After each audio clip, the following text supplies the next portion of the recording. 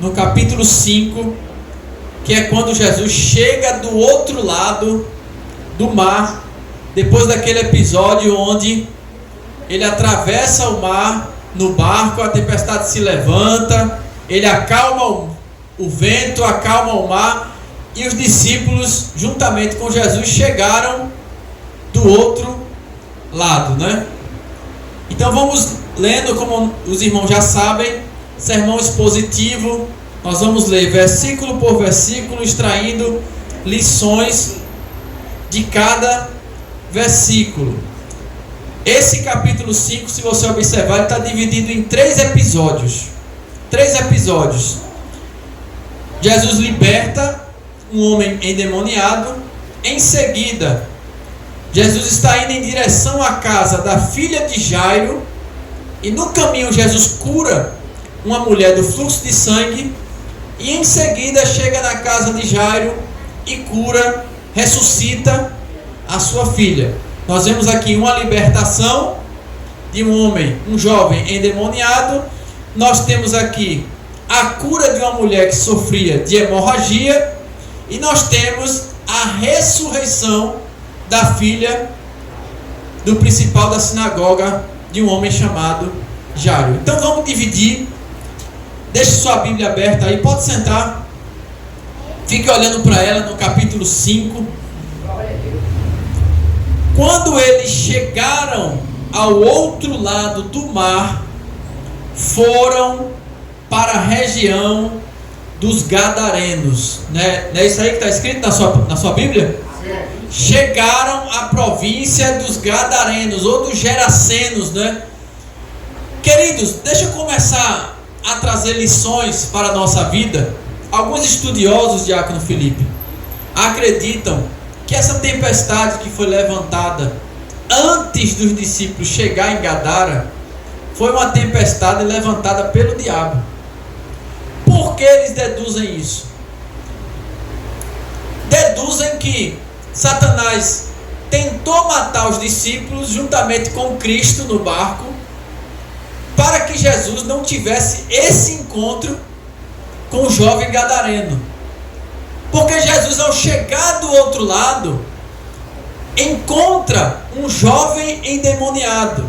Então qual seria o intento de Satanás? Impedir os discípulos chegarem do outro lado com Cristo, para não acontecer a libertação desse jovem gadareno.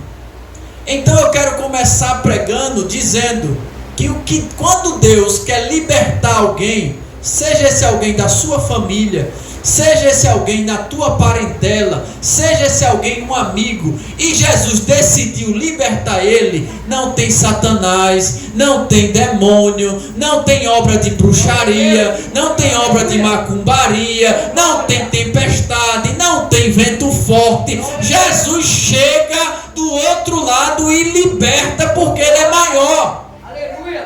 Então Jesus, ele chega do outro lado, e o versículo 2 vai dizer que um homem endemoniado por um espírito imundo veio correndo do cemitério no momento em que Jesus estava saindo do barco.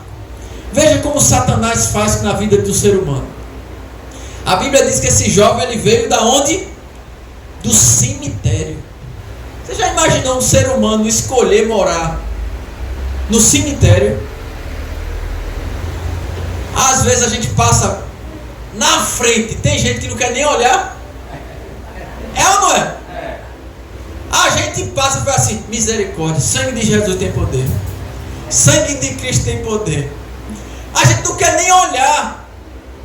Esse jovem, possuído por Satanás, Satanás fazia ele morar nos túmulos, morar no cemitério, lugar de mortos. E o versículo 3 vai dizer: esse homem morava entre os túmulos e tinha tal força que sempre que era preso com algemas e correntes, como muitas vezes aconteceu, quebrava as algemas dos pulsos, despedaçava as correntes e ia embora. Ninguém tinha força suficiente para dominá-lo. Veja a força que esse jovem tinha, ele possuído pelos demônios. É a mesma coisa de um policial pegar uma algema, algemar uma pessoa, e uma pessoa quebrar aquela algema. Não é? Querido, deixa eu dizer um negócio a você. Quando a gente olha um jovem endemoniado, qual é a primeira imagem que a gente vê na nossa mente? A gente imagina uma pessoa toda maltrapilho, suja, fedendo, sem roupa, todo assanhado, sem tudo que não presta, a gente imagina. Agora deixa eu trazer uma realidade aqui para você entender. Tem pessoas, nem toda pessoa que está endemoniada tem o estereótipo desse jovem. Tem pessoas que estão endemoniadas que aperta a tua mão. Tem pessoas que estão endemoniadas que diz que te ama. Tem pessoas que estão endemoniadas que dá até a paz do Senhor a você. Tem pessoas que estão endemoniadas que diz que te ama. Pessoas que estão... Não imagine, querido, tem muitas pessoas cheias de demônio que não está rangendo os dentes, não está batendo no chão, não está mudando o tom da voz, não está babando, não está com a mão torcida, não está se debatendo no chão, mas estão cheias de demônio, porque o coração está cheio de maldade, cheio de inveja, cheio de sentimento de ódio, cheio de ressentimento, cheio de sentimento de vingança, estão cheias de demônios. Então não se iluda. Tem muitas pessoas que estão agindo normalmente, mas o coração tem tanta maldade no coração e elas estão completamente endemoniadas. Nem sempre, diácono Filipe, pessoas endemoniadas vai cair no chão, vai ranger o dente, vai espumar pela boca. Tem pessoas que estão completamente cheias de demônios e estão agindo naturalmente. Você vê não agora na televisão, rapaz que passou que deu 60 socos na menina. Você não está acompanhando o noticiário? A lapa do homem, forte, 60 socos na moça. E depois veio com a história de que está doente, que é doença. Ele teve um ataque. É capaz dele sair, porque ele deve ter dinheiro. É capaz de não ficar preso. No Brasil, eu não duvido que ele não seja preso. Não estou duvidando que ele não seja preso. Agora, se você dependendo do que posta na rede social, você pega a prisão. Dependendo do que você fala, aí você é preso, pega 14 anos. Entendeu? Tá entendendo como é? No Brasil é assim. É mais capaz de Bolsonaro ser eleito agora. Sabe por quê? Porque ele está preso, né? Prenderam ele, agora é capaz de ele ser presidente de novo. Não é assim? Agora ele é capaz dele ganhar. Agora é capaz dele ganhar. Aquele agora prenderam ele. Para ser presidente tem que estar preso, né? Tem que ser preso, né? A gente só não pode colocar isso nas redes sociais. Não pode, só não pode falar, viu? Só não pode falar. Então, gente, vamos lá. Nem todos endemoniados rangem dente, espuma pela boca, muda tom de voz, cai no chão, fica debatendo. Tem gente que está perto da gente, dando glória, dando aleluia na igreja, está tudo cheio de demônio e agindo naturalmente, porque o coração está cheio de maldade. Então olha para teu irmão que está do lado e diz assim, ó, cuidado, peça a Deus discernimento, peça a Deus sabedoria, para Deus lhe mostrar o que é dele e o que não é dele. Não se iluda com aparência, não se iluda com tapinha nas costas, não se iluda com roupa de crente, linguajar de crente, Bíblia de crente, porque tem gente que está cheio de maldade no coração e são pessoas completamente endemoniadas. Então Jesus chega, agora olha, Jesus se encontra com esse endemoniado, versículo 5: dia e noite ele vagava entre os túmulos e pelos montes desertos, gritando e cortando-se com pedras. Você já viu jovens hoje em dia que se cortam? Já viu jovens que sofrem de depressão? Eles se cortam, né? Aqui no pulso. Isso é sinal de ação de demônio. Se cortar. O que é que leva uma pessoa a querer tirar a sua vida? Então ele se cortava.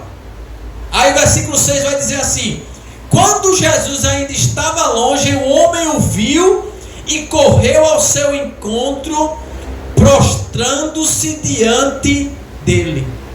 Deixa eu dizer um negócio a você. Quando Jesus chega no ambiente, Satanás tem que se prostrar. Eita, levanta a mão aí para dar glória a Jesus. Abre a boca aí para dar glória. Quem é que acredita que Jesus está aqui no ambiente? Então Satanás tem que se prostrar, demônio tem que se prostrar, o mal tem que bater referência para ele, tem que bater continência para ele, porque Jesus está aqui. Jesus chegou lá de frente para o demônio. A primeira coisa que o demônio podia correr ou não podia? Podia correr ou não, Felipe? Mas quando Jesus estava ali, o demônio fez: não posso correr, eu tenho que me prostrar. Aleluia. Se eu não me engano, é Lutero que diz assim, que Satanás é um cão na coleira de Deus. Satanás só faz aquilo que Deus permite. Então ele se prostra diante de Jesus. E ele grita, versículo 7: e gritou em alta voz: Jesus, Filho do Deus. Olha que coisa interessante. Deixa eu dizer um negócio a você. Até o diabo reconhece que Jesus é o Filho de Deus. Mas o homem hoje, tem homem hoje que ainda não quer reconhecer que Jesus é o Filho de Deus. Não, ele foi um homem evoluído. Ele foi um grande líder. Ele foi um profeta. Ele foi um homem iluminado. É assim que eles falam. Foi um homem iluminado. Ele foi um grande líder religioso.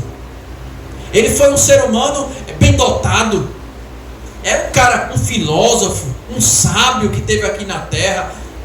Um grande líder que conseguiu conquistar multidões. Mas tem ser humano que ainda não reconhece que Jesus é o Filho de Deus, que Ele é eterno, desceu do céu para a terra, se fez homem, habitou entre nós.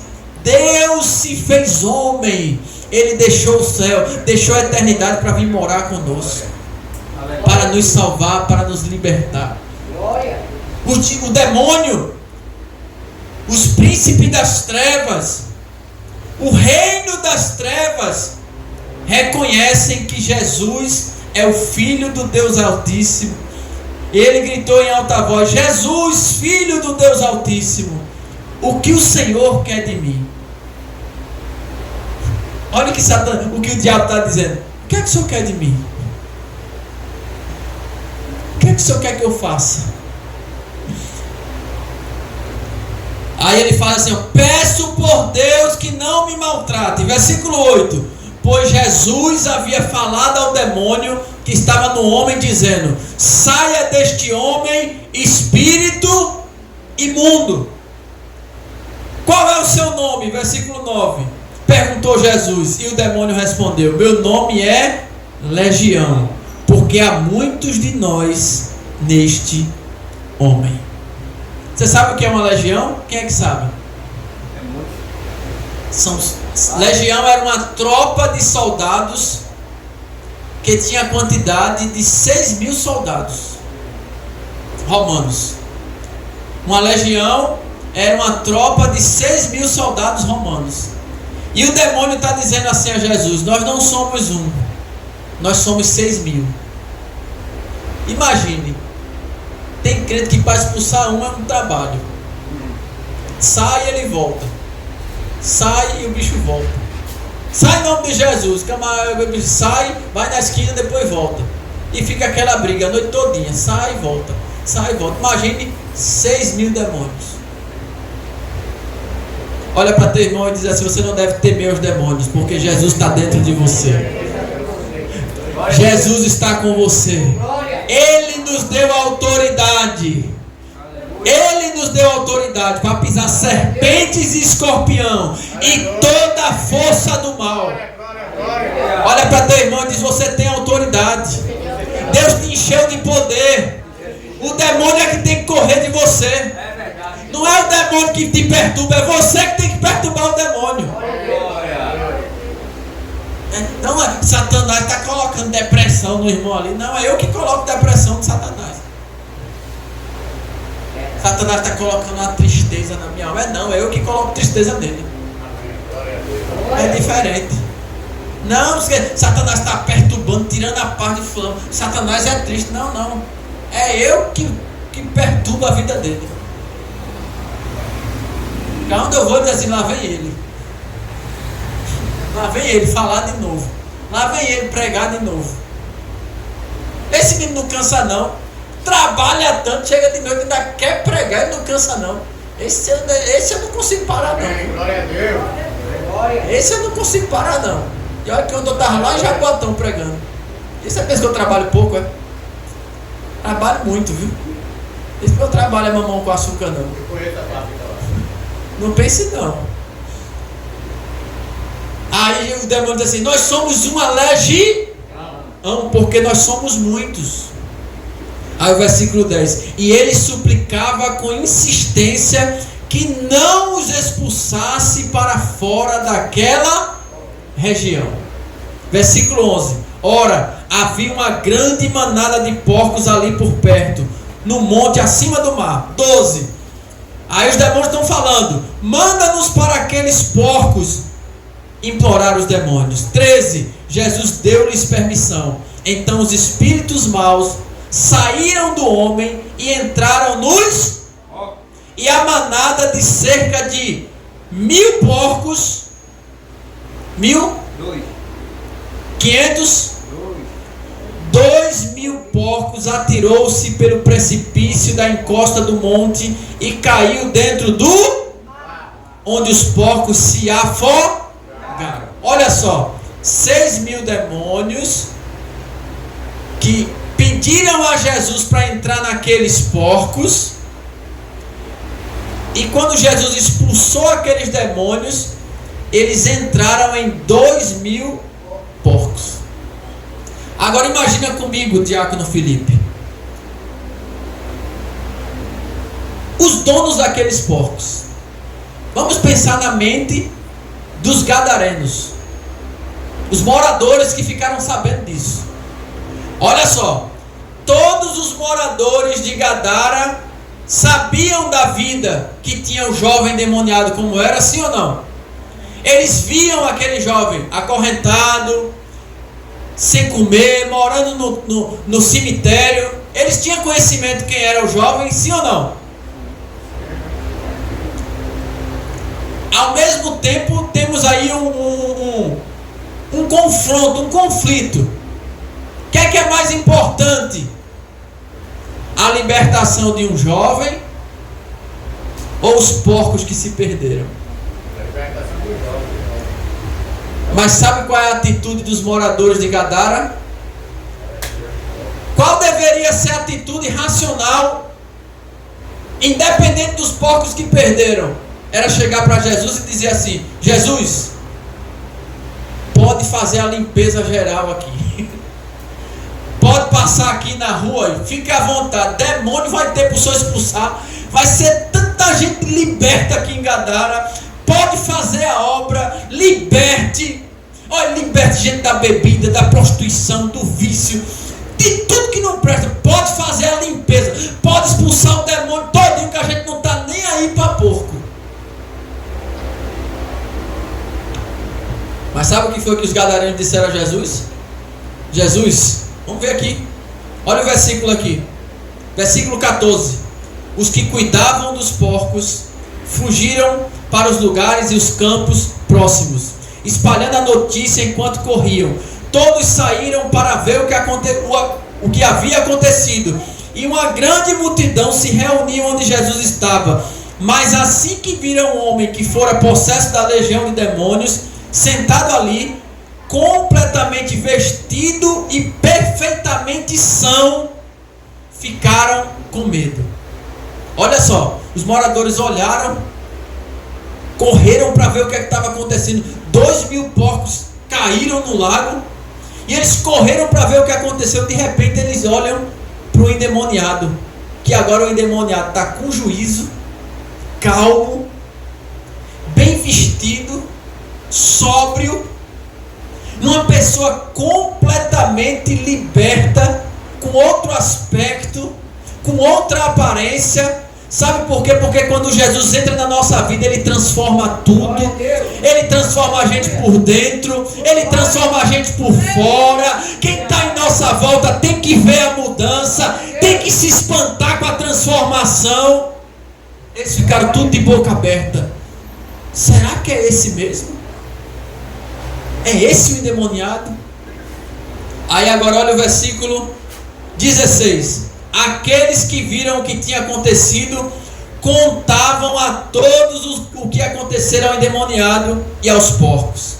Olha só, todos os moradores ficaram sabendo o que aconteceu com o endemoniado, que agora está liberto, e todos ficaram também sabendo o que aconteceu com os porcos. Só que a pergunta é: o que é que os moradores de Gadara vão dar mais importância? O que é que vai ser visto como valor para eles? O que é mais importante para eles? A libertação do jovem ou a perca dos porcos? Vamos ver o versículo 17. E a multidão começou a insistir com Jesus, que Jesus ficasse em Gadara e libertasse mais e mais pessoas, porque a vida do ser humano valia mais do que os porcos. Amém? Amém. Não? Não foi isso não que eles disseram a Jesus, não? Eles não disseram para Jesus ficar lá em Gadara e continuar libertando as pessoas, porque pessoas é mais importante do que bicho? Porque pessoas é mais importante do que dinheiro? Não. Porque pessoas é mais importante do que o comércio da cidade? Não. O que foi que eles disseram então? E a multidão começou a insistir com Jesus que fosse embora e deixasse o seu território. Eu já falei isso aqui, vou voltar a repetir. Muitas vezes nós temos vistos por aí, no nosso contexto atual, igrejas de porcos, pastores de porcos, pregadores de porcos, ministérios de porcos. Como assim, pastor? Valorizam mais coisas do que pessoas. Às vezes nós somos bicho, vale mais do que a gente. É ou não é? Hoje em dia. Vou me alongar desse negócio não, que eu já falei aqui. Vocês ficam rindo quando eu falo negócio lá da minha mãe, de Nina. Minha mãe que tinha Nina, até hoje passa por onde enterrar a gata dela, vai, Nina estava ali. Até hoje, é Nina. Cantou parabéns para Nina, Felipe. Fez comprar bolo, salgadinho, brigadeiro para cantar parabéns para Nina, a gata. Nina partiu. Depois que Nina partiu, minha mãe ficava chorando todo dia. Versículo 18. Então Jesus voltou para o barco. Agora só um detalhe importante aqui. Mesmo os gadarenos errados, diácono Marcos, com a motivação errada e com a escolha errada, uma coisa eles tinham: consciência do poder de Jesus num lugar. Mesmo de forma errada, diácono Felipe, eles tinham consciência de dizer assim: se Jesus ficar aqui, a gente vai perder os porcos todinho. Porque ele vai expulsar o demônio de todo mundo, os demônios de todo mundo vão entrar nos nossos porcos e a gente vai perder dinheiro mais ainda. Mesmo eles escolhendo errado, dizendo assim: sai daqui, Jesus. Na mente dele, eles dizem assim: ele é poderoso, ele é tão grande, o demônio tem que obedecer a ele. Mesmo eles errados, eles tinham consciência do poder de Jesus no ambiente. Glória a Deus. Aleluia. Às vezes a gente diz assim: Jesus está aqui, não parece, nem liga, né? Então você tem consciência do poder de Jesus. Você lembra do que Marta ou foi Maria, que disse assim a Jesus: Jesus, depois de 2 dias, Jesus demorando para chegar. Quando Jesus chegou para ressuscitar Lázaro, aí uma delas disse assim: se o Senhor tivesse aqui, o meu irmão não teria morrido. consciência do poder da presença de Jesus. Se o Jesus estiver na tua casa, não tem mal que reine na tua casa. Se a presença de Jesus estiver no teu casamento, não tem Dalila, não tem Jezabel, não tem mulher de Potifar, porque a presença de Jesus está no meio. Aleluia. Aleluia, glória a Deus. Versículo 18. Jesus voltou para o barco e o homem que tinha estado endemoniado suplicou a Jesus que o deixasse ir com ele. Olha só, o jovem agora quer seguir Jesus. Eita, eu vou dizer aqui, ó, tem gente que não quer saber de Jesus, que despreza Jesus, fala coisa contra Jesus, tá nem aí para a igreja, fala que pastor é ladrão, mas essa pessoa, eu profetizo que ela vai um dia querer seguir Jesus com você. Levanta a mão e dá um glória bem gostoso. Se você acredita, ela vai querer servir Jesus com você. Ela pode hoje estar cheio de mal na vida, cego, incrédulo, nem aí para as coisas de Deus, mas quando Jesus encontrar com essa pessoa, ela vai fazer igual o jovem endemoniado. Jesus, eu quero te seguir. Eu quero te seguir. Olha o 19. Aí o jovem quer seguir Jesus. Agora olha a lição que tem aqui. 19. Mas Jesus não permitiu. Olha. E disse: volte para a sua casa e conte aos seus familiares as coisas maravilhosas que o Senhor fez por você e como Ele foi misericordioso. Vê só, diácono Filipe. O jovem, ele não está pedindo uma coisa errada. Quem é que depois de uma libertação, irmão Marcos, não quer estar perto de Jesus? É feito um novo convertido. Esse jovem é um retrato de um novo convertido, recém-convertido. Quer ir para o culto todo dia, quer estar nos pés do Senhor, quer ir para círculo de oração, quer ir para a vigília, quer ler a Bíblia todo em um dia. Esse jovem, Senhor, deixa eu te servir, deixa eu te servir. Jesus, ó, primeiro vá para a sua casa, vá lá no meio dos seus familiares e conte as coisas maravilhosas que Deus fez na tua vida e como Ele foi misericordioso com você. Porque o nosso primeiro ministério é dentro da família, é dentro de casa. Ah, pastor, eu quero ganhar o mundo, eu quero ganhar a África, quero... Você já ganhou sua casa? Primeiro vá lá. Pastor, eu não sei evangelizar. Olha esse jovem. Me diga uma coisa, qual foi o curso de teologia que esse jovem fez para Jesus falar assim para ele: vai para a tua casa e conta o que Deus te fez? Qual foi o treinamento, Felipe, que esse homem recebeu? Qual foi a aula de discipulado que esse... Não, porque fulano não pode pregar não. Ele não pode pregar não, porque ele não está preparado não. O que é pregar? É falar daquilo que Deus fez, daquilo que Ele faz, daquilo que Ele transformou a minha vida. Falar de Jesus, evangelizar é você abrir a boca e dizer o que Deus fez. Ah, mas eu não sei pregar. Sabe, você sabe contar o que Deus fez na sua vida, você sabe pregar. Você sabe evangelizar. Qual foi o treinamento que esse jovem recebeu aqui? Nenhuma. Jesus disse assim: vai lá para sua casa e conta. Pastor, eu não sei falar, eu nunca estudei, não sei ler, eu não sei, eu tenho medo de falar em público. Mas a pergunta é: você sabe dizer o que Deus fez na sua vida? Isso já é suficiente para Jesus te usar. Você sabe dizer lá: ó, eu era um pecador, mas Jesus me salvou. Você já está glorificando a Deus. Você já está exaltando ao Senhor. Você já está evangelizando. Aí Jesus diz: primeiro vai lá na sua família. Sabe por quê? Tem gente querendo ter cargo na igreja, ter título na igreja, mas não está cuidando da sua família. E a Bíblia diz que aquele que não cuida da casa, da sua casa, da sua família, dos seus, como vai cuidar da casa do Senhor? Ah, pastor, mas eu quero o título. Mas você está cuidando da sua casa? Eu quero ser usado por Deus, eu quero ter cargo, eu quero pregar, eu quero estar no púlpito. Você prega dentro da sua casa, no quarto, para seus filhos, para sua esposa. Você faz o seu papel dentro da sua casa. As primeiras pessoas que a gente tem que pastorear é a nossa família.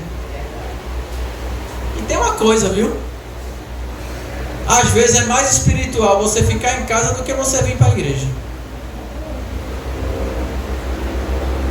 Dependendo da circunstância, você ir para a igreja, às vezes é desobedecer, e você ficar em casa é obedecer. Eu vou explicar por quê.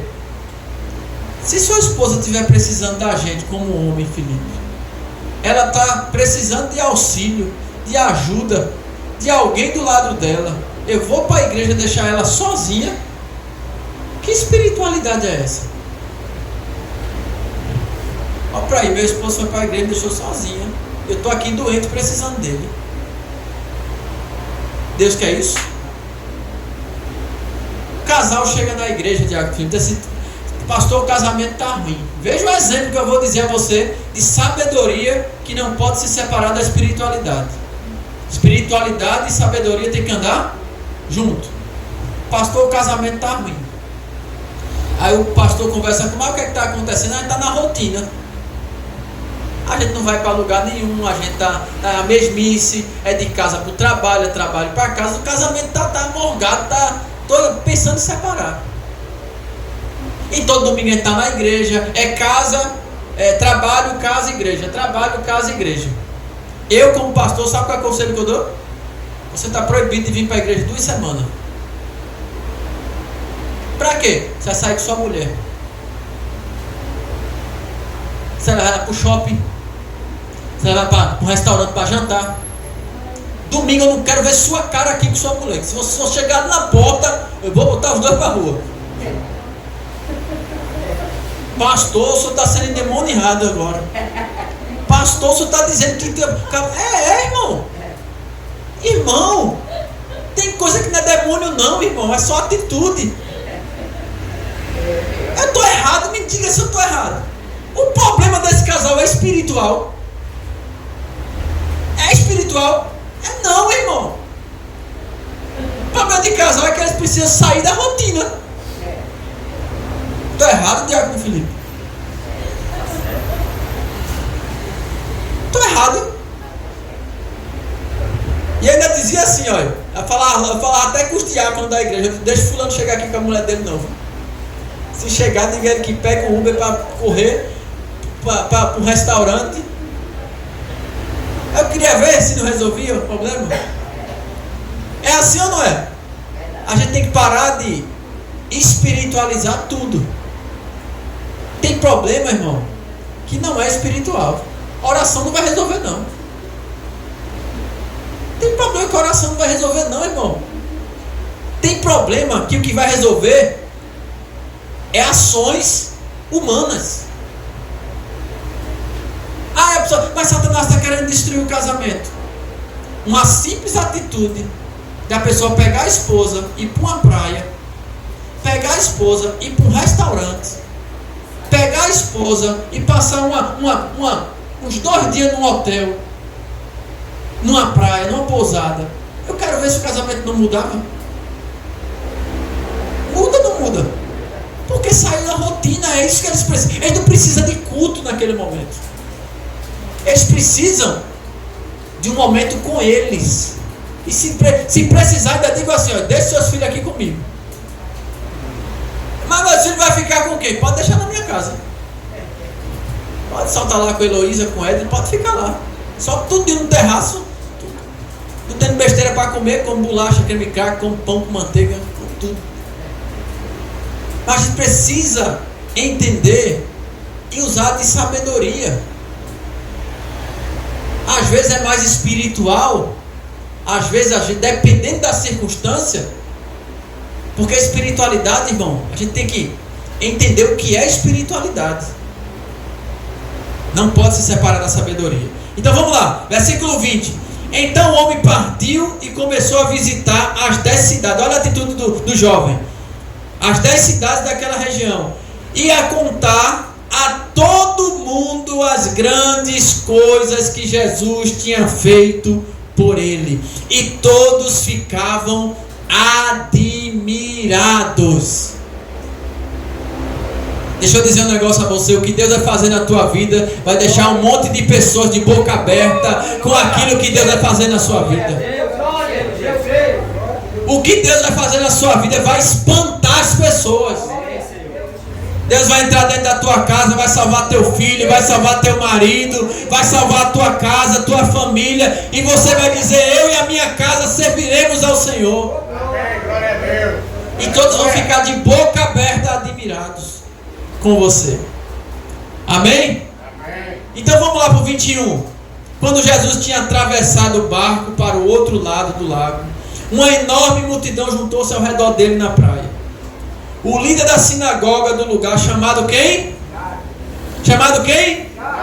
Veio e prostrou-se diante dele. Deixa eu dizer um negócio a você: não é de todo jeito que nós devemos se aproximar de Jesus. Tem que saber chegar. Como é que Jairo se aproximou de Jesus? Olha para teu irmão e diz assim, ó: ninguém pode chegar diante de Jesus com o nariz empinado, tem que se prostrar. Ninguém tem que chegar diante de Jesus por cima, tem que chegar por baixo. Tem que chegar mansinho. Tem que chegar sem vaidade. Tem que chegar sem orgulho, sem soberba, sem se achar que é alguma coisa. Tem que começar por baixo e em direção aos pés dele. Versículo 23. Suplicando-lhe que curasse sua filhinha. Ela está a ponto de morrer, dizia ele em desespero. Por favor, venha pôr suas mãos sobre ela para que viva. Jesus foi com ele. Uma multidão seguia tão de perto que o comprimia. 25. Então entre a multidão estava uma mulher que sofria havia 5 anos. 12. Opa! Quantos anos? 12 anos? Vocês estão acordados? 12. Opa! 12 anos de uma caganeira. De quê? Hemorródia. Hemorragia. Foi mal. Havia consultado muitos médicos e tinha gasto tudo que tinha sem ter melhorado. Na verdade, piorava. Ela tinha ouvido tudo sobre os maravilhosos milagres que Jesus fazia, e foi por isso que veio por trás dele, no meio da multidão, e tocou em seu manto. Porque ela pensava consigo mesma: se eu apenas tocar no manto dele, serei curada. E de fato, logo que ela tocou nele, a hemorragia parou e ela percebeu que estava curada. Olha para a pessoa que está do seu lado e diz assim, ó: toque em Jesus hoje. Toque em Jesus com a tua adoração. Toque em Jesus com o teu culto. Toque em Jesus com o teu glória. Toque em Jesus com o teu aleluia. Toque em Jesus com a tua reverência. Toque em Jesus com o teu quebrantamento. Toca em Jesus com o teu jeito de cultuar a Ele. Toque nele diferente nessa noite. Sabe o que nós precisamos? Sair da rotina espiritual. Todo dia eu vou no culto, chega ali, dou glória, culto sempre no mesmo lugar, e aí eu vou, volto, bato cartão, volto, e aí vou, depois bato cartão no outro culto, vou e volto, saio. A gente tem que sair da rotina espiritual e prestar um culto a Deus, querer tocar. Todo culto tem que ser um culto diferente. Glória a Deus. Então ela tocou. Verso 30. Jesus sentiu imediatamente que dele havia saído o poder, e por isso olhou para a multidão ao redor e perguntou: quem tocou em meu manto? Os discípulos dele disseram-lhe: esta multidão toda está apertando o Senhor de todos os lados, e ainda pergunta: quem tocou em mim? Porém Jesus continuou olhando para ver quem tinha feito aquilo. Então a mulher, amedrontada e tremendo por compreender o que havia acontecido a ela, veio, caiu aos pés dele e contou-lhe o que ela havia feito. Então ele disse: filha, a sua fé a salvou. Vá em paz e fique livre do seu sofrimento. Aleluia. Quantos querem tocar na orla das suas vestes nessa noite? Ao manto da veste de Jesus, a orla da sua veste cura. A pergunta é: quem de nós vai conseguir tocar nas vestes dele hoje? Igreja, gente tem, viu? Multidão tem. A pergunta é: quem é que consegue tocar? Cultuar, entrar na igreja, muitos entram. A pergunta é: quem é que entra no culto?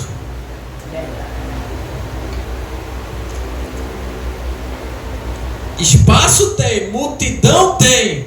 A pergunta é: quem é que chama a atenção dele? Quem é que faz ele parar e perguntar: alguém me tocou? A igreja cheia, mas cheia de pessoas vazias, e vazia de pessoas cheias. E Jesus está chamando um povo para... Jesus está perguntando à sua igreja: até quando vocês vão ficar sem tocar na orla das minhas vestes?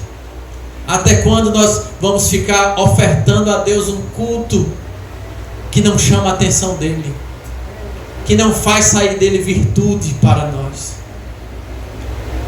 Versículo 35. Enquanto Jesus estava falando com ela, chegaram os mensageiros da casa de Jairo, o dirigente da sinagoga, e disseram a ele: sua filha morreu. Olha só, Jesus para. Entende uma coisa: Jesus está indo na casa de quem? Jesus está indo na casa de quem? Curar a sua filha. Mas no meio do caminho, a mulher do fluxo de sangue fez Jesus parar. Veja só, do verso 24 até o versículo 35, Jesus está parado. Jesus estava indo em direção à casa da filha de Jairo para curar sua filha, e Jesus está parado do verso 24, 23 ao 35. E Jairo esperando, doido, para que Jesus vá. Imagine a raiva de Jairo em dizer assim: o que é que essa mulher quer aqui, interrompendo Jesus de ir para a minha casa curar minha filha? Mas deixa eu dizer um negócio a você. Você tem que entender que todo mundo tem a sua hora. Existe a hora de Jesus trabalhar na tua vida, existe a hora de Jesus trabalhar na vida do teu irmão, existe a hora de Jesus te abençoar, existe a hora de Jesus abençoar o teu irmão, existe a hora de Deus te exaltar, existe a hora de Deus exaltar o teu irmão, existe a hora de Deus te honrar, e existe a hora de Deus honrar o irmão, e você tem que entender o seu tempo. Glória a Deus. Aí Jairo está lá, e Jesus está curando uma pessoa, e Jairo faz: meu Deus. Jesus está trabalhando na paciência de Jairo. Porque quem realmente quer algo e crê naquilo que Deus vai fazer, tem que aprender a esperar o momento certo. Glória a Deus. Verdade. Quem crê naquilo que está pedindo a Deus e crê que Ele vai fazer aquilo que a gente está pedindo, a gente tem que confiar que o jeito dele é melhor, a hora dele é melhor, o momento dele é melhor, a estratégia dele é melhor. Ele faz do jeito que Ele quer, na hora que Ele quer, do jeito que quer e no momento dele. Glória a Deus. E eu tenho que entender que não é do meu jeito, é do jeito dele. Oh, glória. Eu tenho que entender que não é na minha pressa, no meu imediatismo, é na calmaria do céu que as coisas acontecem. Glória a Deus. Porque o que a gente quer rápido, para Jesus, as coisas podem ser até mais lentas do que você pensa. Você quer uma coisa rápida, mas Jesus só pode te abençoar com o tempo. Você quer que aconteça ontem, mas Jesus sabe que se acontecer ontem, você deixa Ele. Jesus sabe, o diácono Felipe, que se ele fizer tudo que a gente pede, a gente esquece dele.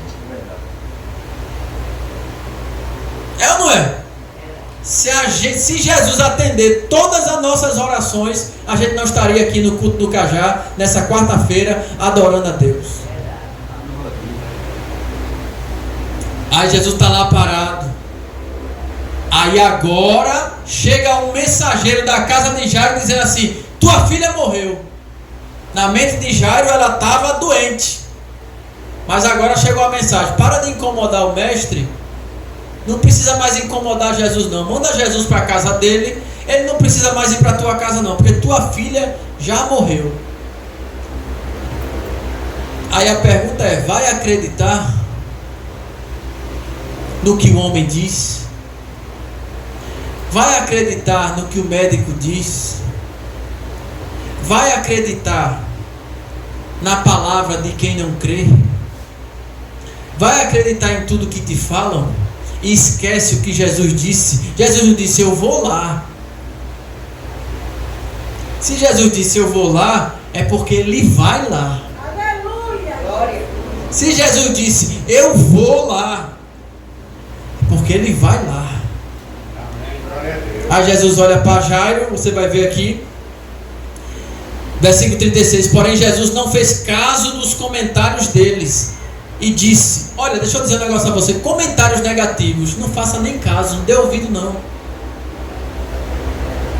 Comentários negativos, comentários que botam a gente para baixo, André, comentários que faz a gente se sentir menor, comentários que faz a gente baixar a nossa estima, que faz a gente se olhar no espelho e dizer: rapaz, fulano falou isso de mim, né, que é mesmo?